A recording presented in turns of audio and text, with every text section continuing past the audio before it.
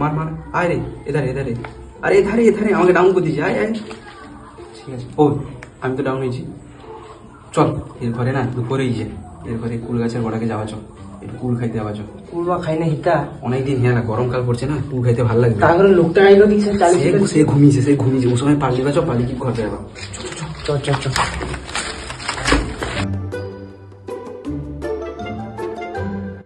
ওই কুল গাছটা চালিয়ে না?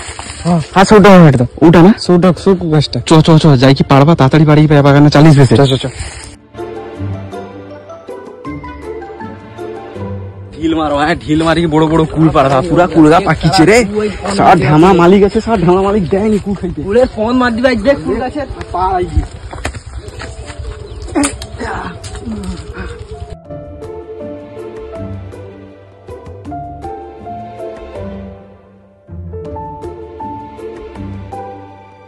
ওটা আছে মনে হয়, গাছটা ঝোলে যাই দেখি। দাঁড়া মদে আমি আইছি তার গাঁড়ে যাইছি রে, যদি সুটিয়াটা ঘর বাইছি তার আমি বাড়া মালিক আইছে রে, চল রে ছুট রে। প্লিজ আমাকে ক্ষমা করে দাও। আমি আজকে দেখ এই ভিডিওটা যদি ভালো লাগছে তোমার কাছে, তবে লাইক করো, সাবস্ক্রাইব করে রাখো, বেল নোটিফিকেশন অন করে রাখো, যাতে আমার ভিডিও ছাড়ি তোমার কাছে চালিয়ে